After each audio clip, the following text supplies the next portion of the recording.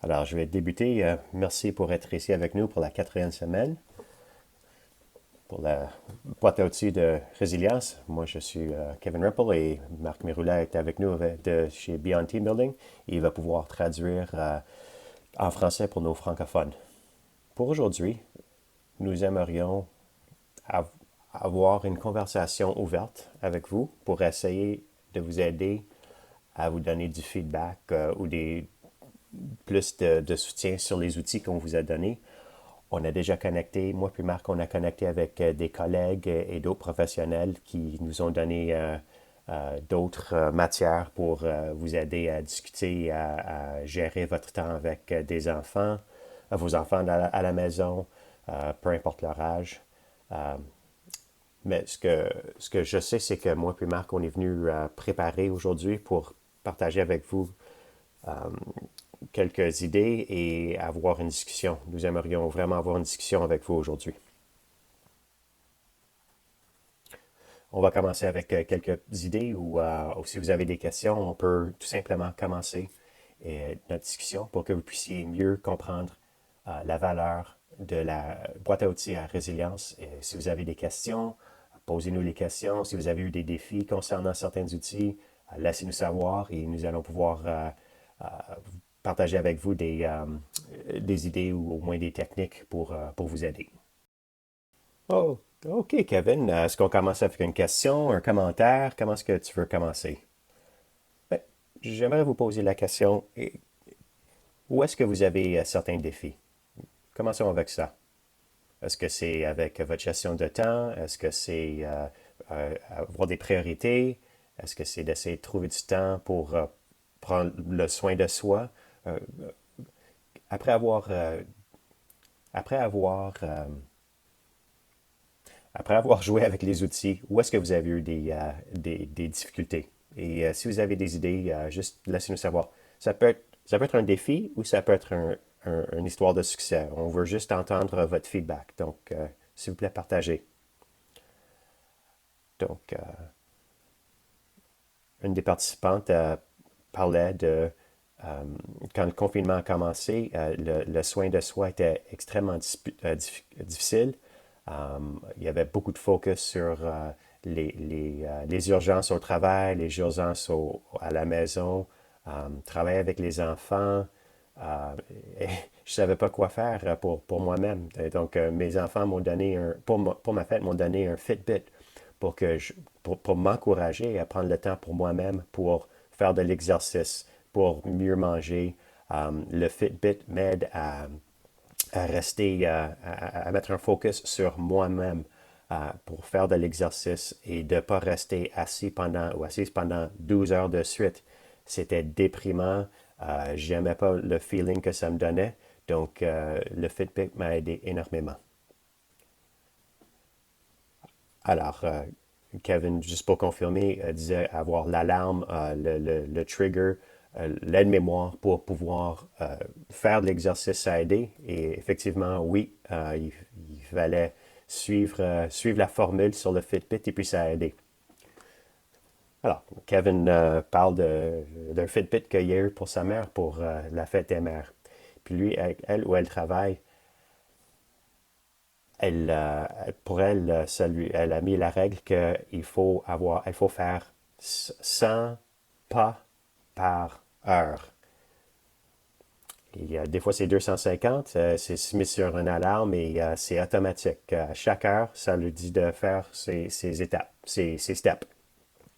Puis pour la mère de Kevin, ça lui aide parce qu'elle se rend compte que des fois, elle passe 2, 3 heures sans faire ses pas. Et à la fin de la journée, chaque 3 heures, maintenant, elle fait 3 heures de... Alors, elle s'est fait un petit circuit au travail et puis elle fait des allers-retours 30 fois pour s'assurer qu'elle fait ses 100 pas par heure ou bien 300 chaque 3 heures. Le défi, par contre, c'est que des fois, on n'a pas le temps parce qu'on est en meeting. Donc, une des suggestions, c'était d'enlever la vidéo et faire ses pas tout en écoutant durant une vidéoconférence. Alors, il y a des petits trucs comme ça, mais des fois, on essaie de mettre trop dans une journée.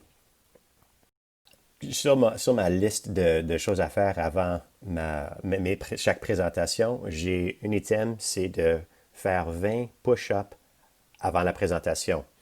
Euh, c'est juste pour m'aider à mettre l'esprit dans ma présentation, me sentir rafraîchi et fort.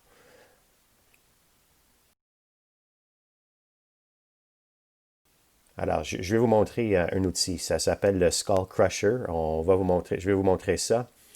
Euh, Voici un de mes outils. Ça, c'est un Skull Crusher. Ça m'aide pour la muscularisation. J'en fais à peu près 10 sur chaque main. Et ça dépend combien de temps que j'ai, mais des fois j'en fais plus. Je le fais de chaque côté. Et ce que ça fait, c'est ça craque mes joints. Euh, et ça fait la circulation sanguine. Je me sers de ça entre chaque session. J'ai aussi ça. J'ai aussi un élastique. J'en fais 10 ou 20 comme ça. Ça aide aussi avec la circulation du sang, les push-ups, le skull crusher et l'eau froide. Quand je dois faire des zooms dos à dos, des zoom meetings dos à dos, je m'en vais aux toilettes, je prends de l'eau, je le mets sur ma figure et puis je me sens beaucoup mieux et puis je suis là, je suis prêt pour le prochain. Mais Kevin, toi, tu n'as pas du maquillage. Ah oui, il y a du maquillage, j'ai dit. Il y a du maquillage. Sa barbe est même pas vraie. C'est met avec la colle parce il veut être plus comme moi. Donc, en tout cas, c'est intéressant. Juste en parlant de votre histoire de Fitbit, c'est intéressant qu'est-ce qui arrive quand vous commencez à suivre votre progrès, que ce soit votre santé, votre exercice, vos finances. Dès que vous commencez à suivre le progrès, vous avez ce moment de aha quand vous vous rendez compte le nombre d'heures que vous passez ou que vous ne passez pas sur quelque chose. Alors, guetter le progrès sur les choses que vous voulez changer va vous aider énormément parce que si vous ne vérifiez pas le progrès, guettez pas le progrès, c'est facile à oublier qu'est-ce que vous faites. Est-ce qu'il y a d'autres questions, d'autres histoires, d'autres bonnes histoires, d'autres histoires de succès, quelque chose que vous aimeriez partager ou demander à Kevin pour la clarification? C'est le temps, c'est notre temps ensemble. Donc, s'il vous plaît, posez des questions. OK, laisse-moi vous demander, est-ce qu'il y en a parmi vous qui ont eu de la difficulté dans votre routine du matin pour vous préparer pour la journée? Est-ce que ça, c'est un défi pour vous? Un des participants a dit que se lever le matin est toujours un défi. Une des choses que... Ben, OK. Alors, Kevin a demandé à Marc de partager une histoire. Donc, quand le confinement a commencé, moi puis Kevin, notre entreprise est supposée d'être live. Alors, cette réalité virtuelle, c'est nous pour nouveau. Alors, le 12 mars, nous deux, moi puis Kevin, on a perdu tous les programmes qu'on avait ont été perdus, ont été soit remis ou cancellés parce que sont live. Alors, les personnes dans notre domaine devaient changer de route. Il y avait beaucoup d'incertitudes. Il y avait le gouvernement n'avait rien annoncé.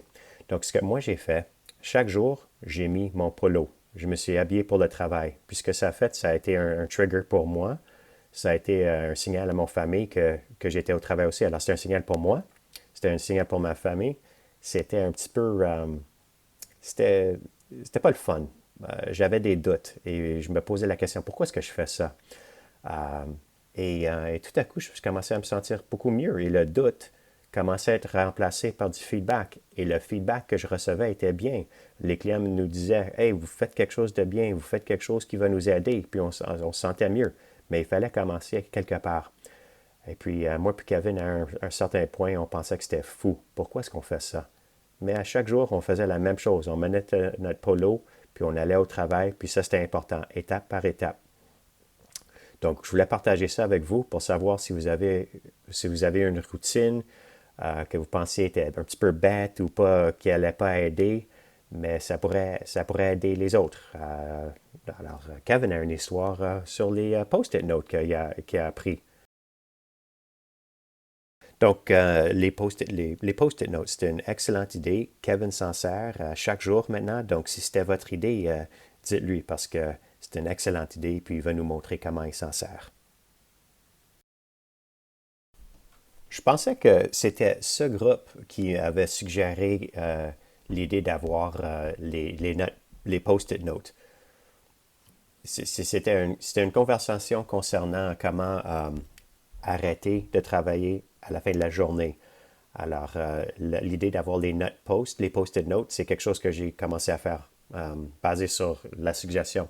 Alors, j'ai le in et out. Alors, quand je rentre le matin, j'ai certains post-it. Quand je sors, il y a un autre post-it pour me faire penser de rentrer au travail et de sortir. Alors, le check-in, c'est non, c'est supposé être ici. OK. Le matin, j'ai deux qui sont déjà faits. Il y en a un qui est focus, alors pour me faire penser au focus. Et puis l'autre, c'est you can do this. Vous pouvez le faire. So. Alors, je fais le check-in le matin et à la fin de la journée, j'enlève la note et je la mets ici. Je prends le out et je la mets sur mon ordi. Et puis quand je regarde mon ordinateur, ça dit t'as fini, you're done, t'as fini. Et puis ça m'aide à déconnecter, me donne la permission d'aller faire mon souper, lire, appeler des amis. C'est mon temps. Parmi vous qui ont des enfants que vous essayez de gérer à la maison? Oui, montrez-nous. Oui. OK.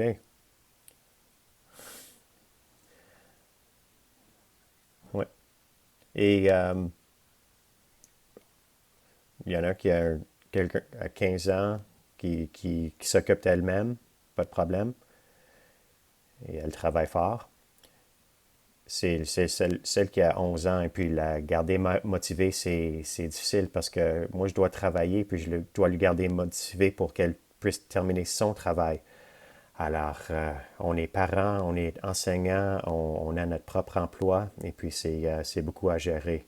Donc, je suis content qu'il y a seulement une semaine qui reste dans l'année scolaire, mais c'est quand même un défi. Il faut savoir que c'est correct qu'on ne finit pas tout notre travail parce que tout le monde est dans la même situation, tous les enfants sont dans la même situation et on, on est chanceux parce que on peut être ici pour aider nos enfants, mais c'est quand même extrêmement difficile. Un des plus grands défis, c'était de se laisser, juste de savoir que c'était pas nécessaire de tout faire. On allait faire des erreurs, on pouvait les faire et c'était correct. Donc, être patient avec soi-même, ça c'est quelque chose qu'on a appris et de faire notre mieux. Et c'est tout ce qu'on peut faire. Si le travail n'est pas complété, leur année scolaire va quand même terminer. Ils vont quand même aller à la prochaine année. Donc, on a été patient avec nous-mêmes, avec elle, et puis on s'en est sorti. Et Chantal, t'as des enfants aussi? Oui, j'ai quatre enfants. La plus vieille a 15 ans, 15, 13, 11 et 8. Juste pour continuer de ce que Amanda a dit, oui, c'est très difficile de laisser faire, de laisser aller certaines choses, comme l'école. Il y a beaucoup de stress pour un parent avec gérer l'école pour les enfants. Mais maintenant que tu es la mère de quatre, le professeur, l'enseignante de quatre et tous les Zooms pour les enfants et tous les défis euh, qui, qui, qui, qui vient avec travailler de la maison, c'est pas facile. Pour moi, personnellement, ce que j'ai trouvé le plus difficile, c'est d'avoir une routine. J'haïs les routines. J'aime pas les routines. J'aime pas savoir que je dois me lever chaque matin, m'asseoir à la même chaise, même si je deal avec des choses différentes. Moi, je suis habitué à aller à différentes usines, rencontrer différentes personnes. Donc, cette portion plus physique, je m'ennuie de ça. Même si je m'en vais me promener, je suis pas, je peux pas retrouver cette connexion, et ce bon feeling de rencontrer d'autres employés et m'asseoir avec eux et discuter certains sujets. Et puis, moi, je suis très visuel et je dois être proche des gens. Et puis, j'ai eu beaucoup de difficultés avec ça. Ça me manque. Je suis désolé, je suis pas habitué à partager avec le monde. Donc, j'aimerais juste dire un petit quelque chose qui m'a aidé à moi et puis ma conjointe. Euh, Elle a dit que, ma conjointe m'a dit qu'il va pas avoir il ne va pas avoir de prix pour la meilleure maman COVID. Puis ça, j'étais spécifique avec le mot maman parce que nous, comme les mères, on a la tendance de faire plus pour les enfants. Ça semble être plus leur responsabilité. C'est le feeling qu'ils ont. Les pères le font aussi, mais les mères font beaucoup plus, peu importe c'est quoi leur job.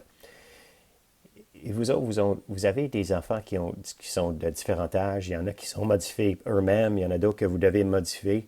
Par contre, avez-vous eu une conversation avec vos enfants de qu'est-ce qui leur motive, soit avec leurs enfants ou vos enfants ou vos amis, vos conjoints, conjointes? Avez-vous eu cette conversation concernant la motivation? Qu'est-ce que vous faites pour vous motiver vous-même? Est-ce que cette conversation a eu lieu?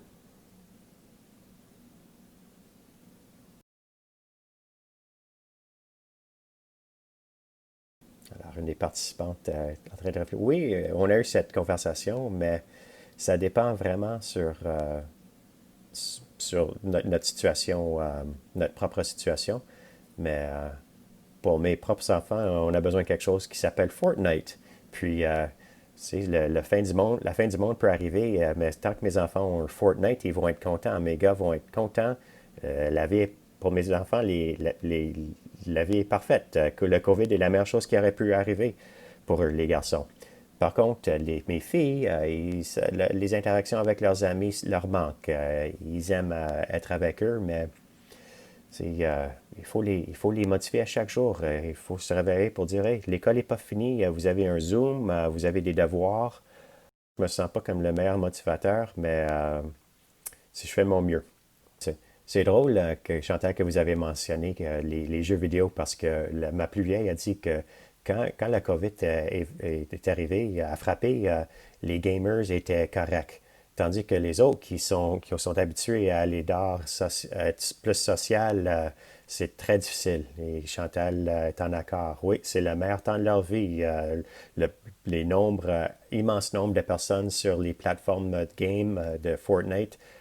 Alors, comme parent, maintenant, je leur dis, tu sais, c'est correct qu'aller 2 heures sur ton PS4, c'est bon c'est bon pour moi parce que, premièrement, vous n'êtes pas là, puis je peux faire mon travail. Je ne peux pas vous entendre crier, donc on fait des exceptions. 2 heures, c'est correct. Et puis, maintenant, on dit, tu sais, va jouer Fortnite et puis on va faire autre chose après. C'est pas la fin du monde. C'est seulement la sixième année, alors amusez-vous. On va faire nos devoirs, on va faire vos devoirs, on va vous aider, mais dans le futur, ça va être complètement oublié.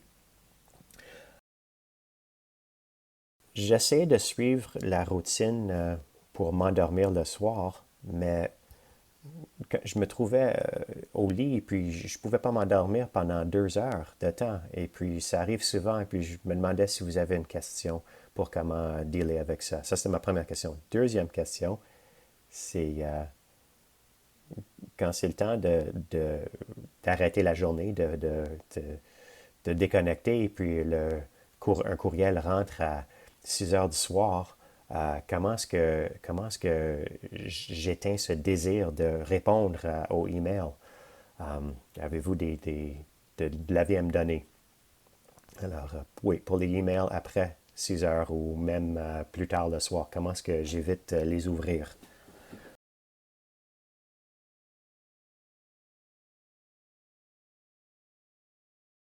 Alors, réponse de Kevin. Alors, la première question que je vous demande, quand vous essayez de vous endormir, de quoi vous pensez? La réponse, c'est tout. Tout ce qui doit être fait, tout ce que j'ai manqué durant la journée, c'est souvent par rapport au travail. Question de Kevin.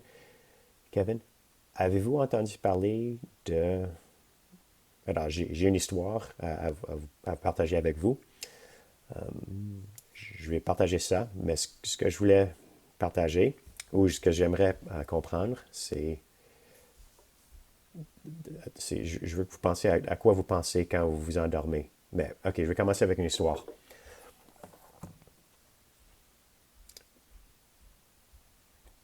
Moi, j'ai eu beaucoup de difficultés avec le sommeil. J'ai eu pendant plusieurs années. Euh, pour moi, c'était pas me réveiller durant la soirée, le soir, mais c'était de m'endormir. Des fois, ça prenait 20 minutes, 60 minutes, une heure et demie. Et des fois, je me réveillais, puis je prenais quelque chose à boire, quelque chose de l'alcool pour essayer de m'endormir. Et puis, ben, je me réveillais avec un mal de tête, un mal de tête. Alors, avant que j'ai commencé à méditer, j'ai découvert que, et puis ça, c'est comment je me préparais avant les Olympiques. Alors, c'est une vraie, je- quand j'allais aux Olympiques, j'ai pas pris une bouteille pour m'aider à m'endormir, mais j'avais beaucoup de difficultés à m'endormir, donc ce que j'ai fait, c'est tu sais, je pouvais pas m'endormir, je commençais, je me suis dit que le sommeil, c'est la meilleure chose pour moi, présentement. Alors, je répétais ça. Le, le sommeil est la meilleure chose pour moi maintenant. Et puis, je ne peux pas changer je peux pas changer les choses qui doivent être faites. Je peux pas faire quelque chose pour le futur, quelque chose qui n'est pas arrivé encore. Je peux pas changer le passé, je peux pas changer ce qui est arrivé. Mais si je veux être préparé pour les défis pour demain, je dois mettre un focus sur ce que je peux contrôler présentement. Donc, quand je me préparais pour Sochi, j'ai pris un morceau de papier, puis j'ai écrit le sommeil, c'est la meilleure chose pour moi maintenant. Et j'ai mis ça sur mon mur à côté de mon lit.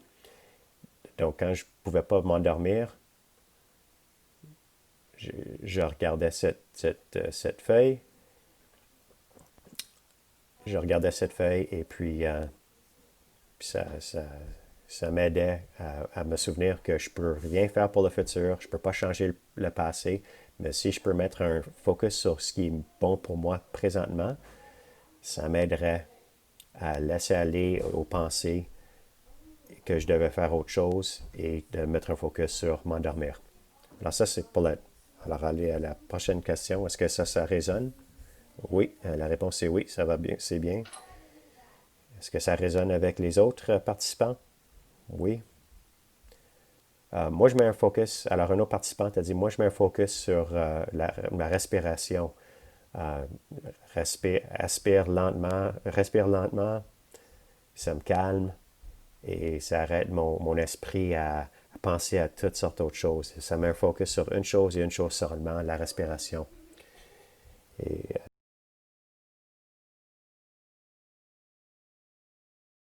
Calvin a dit, oui, c'est comme compter les moutons, hein, Christine? Et puis, oui, on respire pour 5 secondes, expire pour 5 secondes, on met un focus sur la respiration.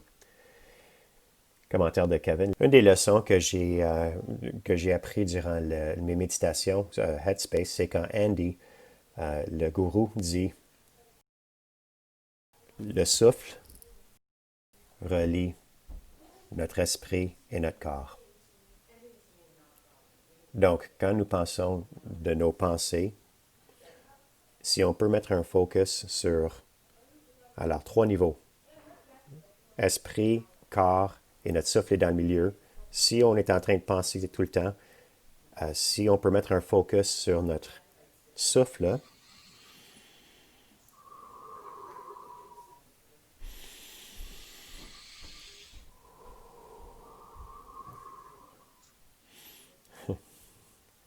mais quand on met un focus sur notre souffle, comme la méditation nous enseigne, on peut ralentir notre souffle, ça va aider à ralentir nos pensées.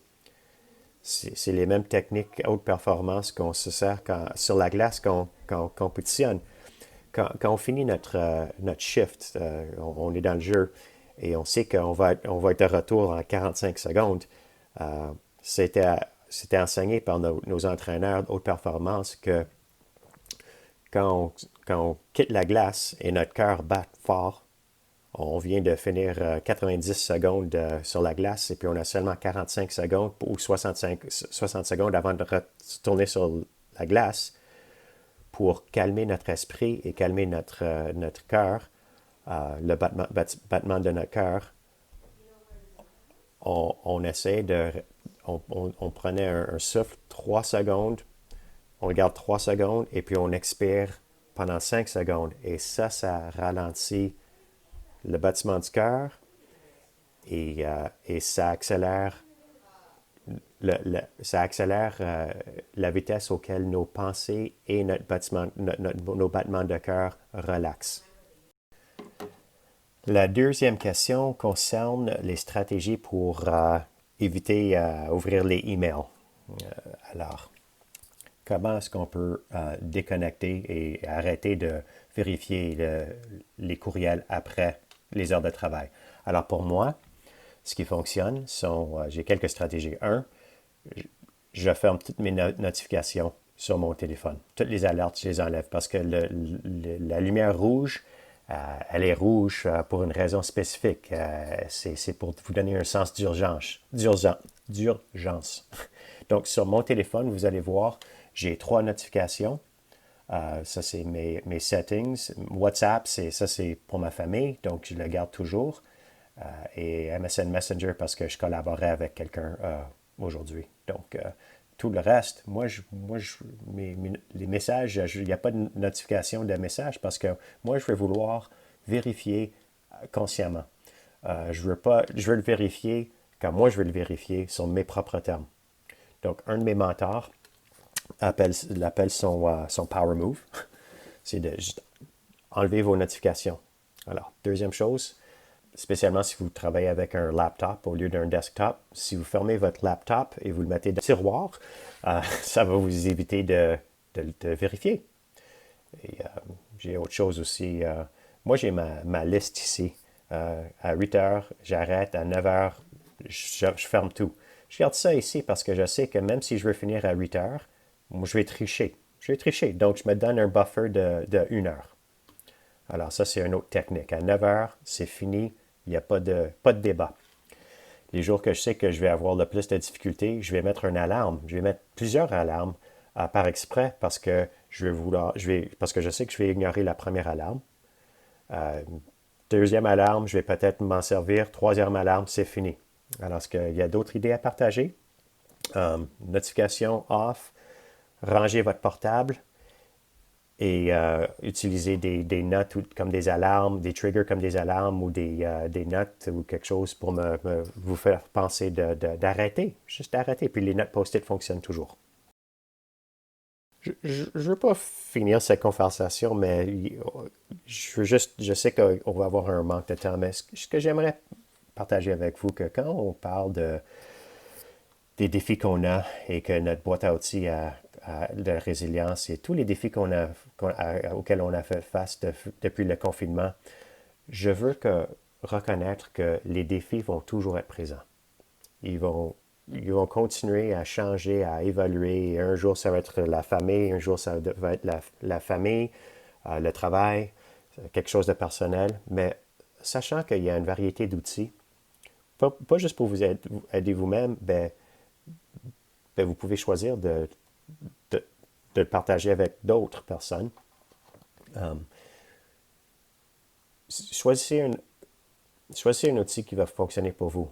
Par exemple, quand j'ai vu mon père avoir des difficultés, puis mes propres difficultés, je sais qu'on ne va pas toujours pouvoir contrôler les circonstances à l'interne, mais on peut trouver des techniques et des stratégies pour continuer à travailler sur nous-mêmes. Ça peut être n'importe quel outil. Ça peut être écrire, ça peut être compléter un journal. Trouver un outil qui va vous aider à bâtir votre propre résilience. Donc, votre propre boîte à outils à résilience. Donc, quand vous allez avoir des difficultés, vous allez pouvoir choisir l'outil qui va mieux répondre à vos besoins. Par exemple, ça peut être mon plan de repas. Ça peut être travailler sur mes propres croyances. Un jour, je peux avoir plus de difficultés sur la motivation, sur l'exercice. Donc, je vais prendre un différent outil. Ça dépend de la situation. Alors, c'est pas un outil qui va fonctionner pour tout le monde à chaque moment, mais si je peux me souvenir de quel outil de me servir, je vais pouvoir m'en sortir. Mes mentors, mes héros, tu sais, je regarde toujours vers mes héros. Qu'est-ce qu'eux autres ont fait? Qu'est-ce qu'eux autres ont fait pour se sortir d'une situation? Alors, on a un paquet d'outils et c'est à vous à décider lesquels vous allez appliquer pour quel moment. Mais souvenez-vous de toujours d'être patient avec vous-même. Soyez gentil. Donnez-vous une chance. Ça ne va pas être réglé dans une journée, mais si on prend des petites étapes, si vous prenez des petites étapes jour par jour, ça va vous aider à long terme. Ça ne va pas être réglé dans une journée. Donc, s'il vous plaît, continuez à choisir les bons outils. Et si un outil fonctionne mieux qu'un autre, servez-vous-en. S'il y en a un qui fonctionne moins bien, remettez-le dans votre boîte à outils pour une autre journée. Alors, je veux vous remercier pour avoir été ici avec nous et on a eu beaucoup de plaisir et on espère de vous revoir. Puis, de mon côté, ça prend beaucoup de courage, Kevin. Je veux te remercier pour avoir partagé avec nous. Ça prend beaucoup de courage. Et quand j'ai lu le livre de Kevin, la première chose que j'ai faite quand j'ai fini le livre de Kevin, je lui ai appelé puis je lui ai demandé, es-tu correct? Parce que ce qui est écrit est tellement profond, tellement difficile. Ça vient de son cœur. Mais si jamais vous voulez savoir plus de l'histoire de Kevin et tous ses défis et de mieux comprendre Kevin, je vous encourage de lire son livre, mais préparez-vous. Ça va être difficile. Euh, et merci Kevin pour m'avoir porté sur ce beau trajet. Je veux vous remercier d'être là avec nous. Marc, merci. Tout le monde, merci pour avoir partagé vos histoires, vos pensées. Euh, j'ai eu tellement de plaisir d'être ici avec vous et je vous encourage de revenir. Faites appel à moi. Je suis là pour vous aider. Vous pouvez obtenir mon courriel de Daniela ou de Kelly. Euh, donc, merci. Merci d'avoir été là et puis j'espère que ça va vous aider et en espérant de vous revoir bientôt. Encore une fois, merci. Donc, ceci est la conclusion du séminaire avec Kevin Rempel, de la boîte à outils de la résilience. J'aimerais inviter nos collègues, nos amis francophones de vous joindre à nous pour la session jeudi. Ça va être questions-réponses. Je vais être là pour traduire. N'hésitez pas à vous joindre à nous parce que ça devient pas mal personnel. Il y a eu des choses qu'on a coupées dans cette conversation, mais on vous invite à vous joindre à nous et j'espère vous voir parce que c'est vraiment important de partager. Donc, sentez-vous bien à l'aise d'être présent jeudi et de poser vos questions en français. Je vais les poser à Kevin. Je vais répondre en français. Donc, au plaisir de vous voir bientôt.